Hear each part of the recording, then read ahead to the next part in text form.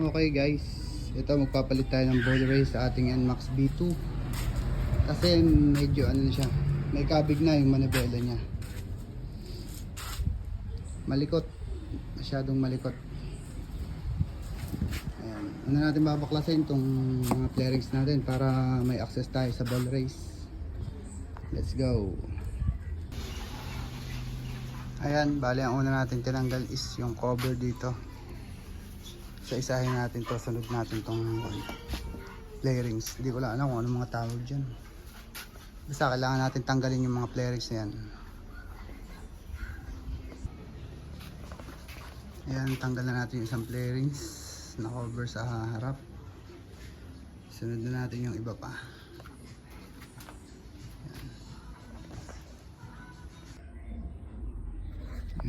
Update lang guys sa ating Upland baklas. Sa ating NMAX dito, ayan na siya. Tanggal na natin yung buong flaring sa harap. Ayan. Ayan, tsura. Tanggal na.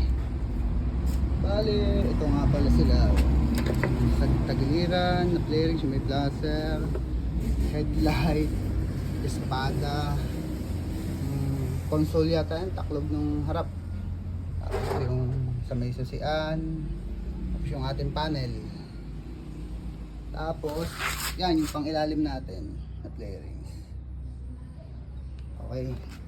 Sunod natin tatanggalin siguro dito ay ito. Itong may bulsa. Tapos, pwede na natin baklasin to, ma-access na natin to. Yung ball race natin. Tanggalin lang natin itong may bulsa. Ayan. Dito siya guys. Dito na natin tatanggalin ito sa may susian na to. Okay. Baklas lang ng baklas ha.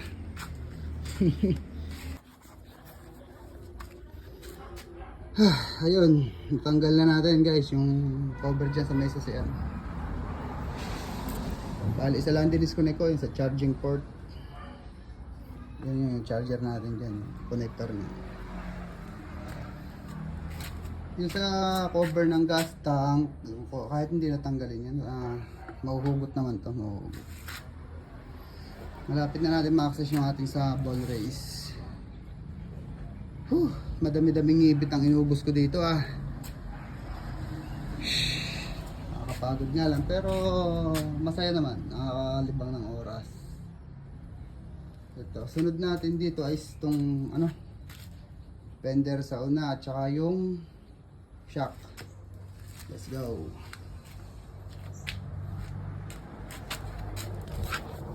Ito guys, tanggal na natin yung fender tsaka yung gulong. Kaya kailangan ko na lang ng kahoy dun sa may chassis niya para umangat tong unahan. Kasi ito guys, kung mapapansin nyo, kinalawang na oh. Itong manubelang to, hindi natin siya mahuhugot pataas ng sagad talaga. Kasi gawa nitong dalawang brake hose. Ganyan ang gagawin natin, alalayan to, tapos dito natin sa ilalim huhugutin to. Itong tipos na to, ito. Dito natin pababa natin siya huhugutin. Kaya tanggalin muna natin itong dalawang shock ulit. Ayan. Ay, tulog si Marimar. Ayun guys, update lang tayo. Bala, ayun, nahugot na natin yung ating tipos. Ayan. Grabe, kaalawangin na rin pala. Linisan na rin natin to bago ikabit. Siya yung bearing natin papalitan. Ayan. Alang ginawa ko guys, diskarte ko dito sa manibela para hindi siya mapersang nakabali lang. Tinalian ko siya doon sa bubong namin. Katapat niya. Ayan, siya yung tagahawak ng. Bali ito nga pala yung tools kong ginamit sa pagtanggal ng lock. Yan. Ang size niya 45-52 na spanner. Sa Shopee ko lang din na-order to. Tapos ito yung cover niya sa taas. Yan. Pupwesto natin ito ng sunod-sunod para hindi tayo malito sa pagbabalik mamaya. Wait lang. Pwesto natin ito ng sunod-sunod.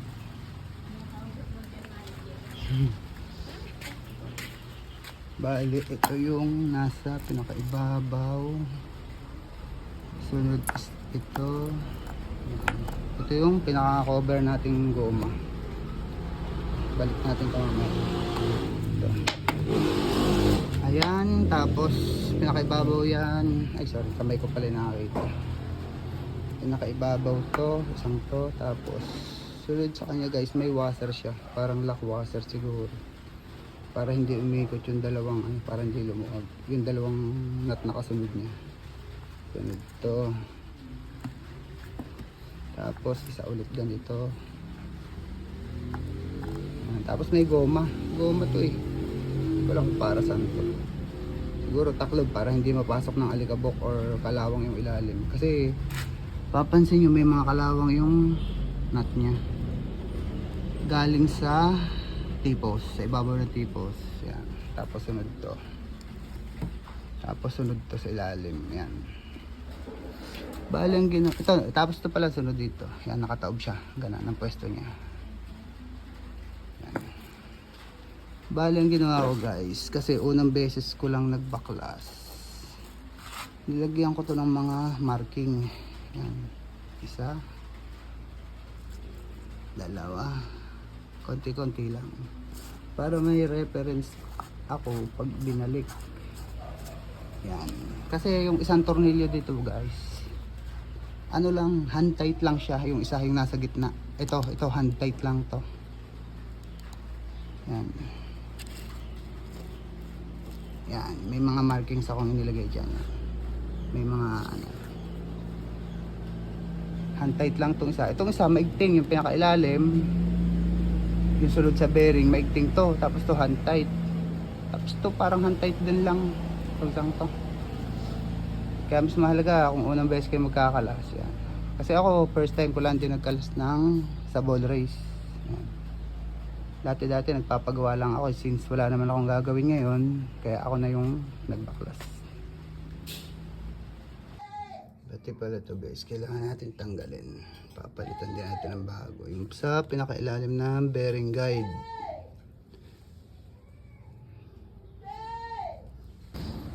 Ayun guys, nakuha sa tiyaga. Ayan, pinupukpok ko lang to dahan-dahan. Paikot para mahugot natin to. Kasi papalitan din natin to pinaka bearing guide niya ng tipos. Ayan. Unti-unting pukpok lang guys. Huwag nyo kakasobrang kabilaan. Kasi baka lalong mahirapan kayo pag malakas agad yung pukpok. Kasi hindi siya magiging pantay. Dapat pantay lang. Dito, pukpok dito. Tapos ito babaliktad nyo. Yan. Kabila naman. Yan. Para mahugot nyo na to. Kasi kasama to sa set na binili natin sa Yamaha. Ng ball race. Ito. Palit din to.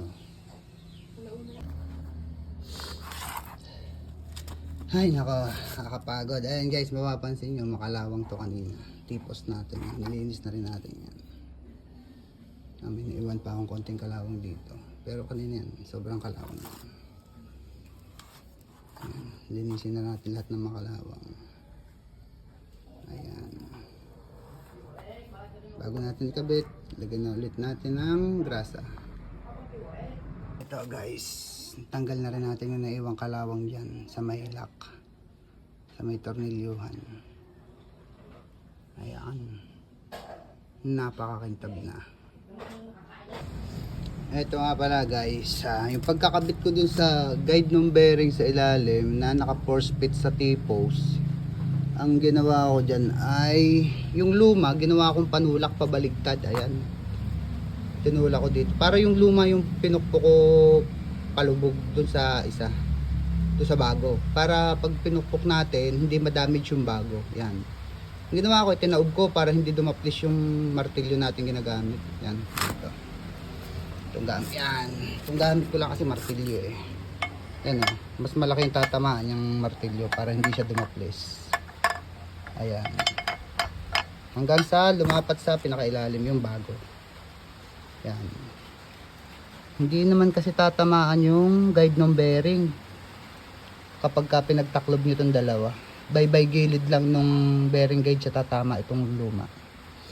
Tsaka kahit naman pukpukin nyo to okay lang kasi luma na naman to. Ito yung sira, ito yung pinagpalitan natin.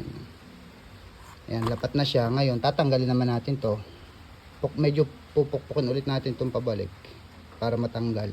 Tsaka madali na itong tanggalin kasi hindi naman siya lubog na lubog hanggang ilalim. Pukpukin ko lang ulit ito pabalik. Yan. Tapos lagyan ko na ng mga grasa at ikabit yung bagong bearing. Ayan guys, nabot na tayo ng ulan. Makikita nyo, maluwag naman siyang tanggalin. Ganito yung pwesto niya kanina. Shit, ito kasi yung pinantula ko. Ito sa bago. Ayan. Bali ito lang by gilid na to yung tumatama din sa bago. Kaya hindi madadamage yung bago. Kasi ito sira na naman to. Kaya kahit pukpukin okay. Ayan, medyo maingay ngayon guys kasi nabot na tayo ng ulan. Ito nga pala ang weather update natin. Pinakluban na natin yung ating NMAX para hindi mabasa yung wiring sa gilid. Ayan. Bale, tanggalin pa natin to. Papalitan din natin to sa ilalim. Itong bearing guide sa ilalim at saka bearing guide sa ibabaw. Ito. Palitan din natin itong dalawang to. Meron naman tayong pamalit na bago. Bali, sisinsilin lang natin yan. Pupukpukin lang natin palabas, taas at baba. Yan dalawang yan. Tapos guys, ang gamit natin pangkabit dyan is itong ball race installer na to. Ito yung maliit sa taas.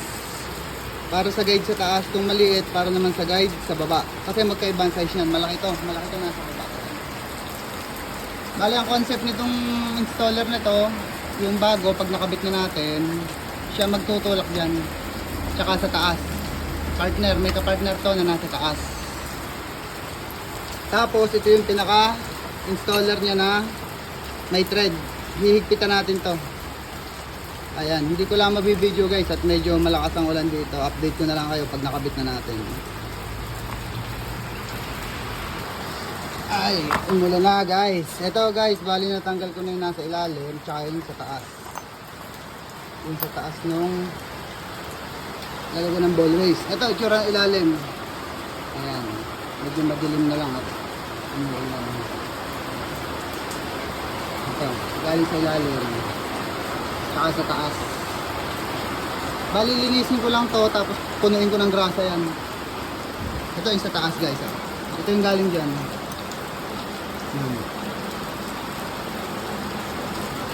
Linisin lang din natin tapos lagyan ng grasa tapos balik na natin yung bago. Ito lagyan natin ito ng bago. Ay maulan.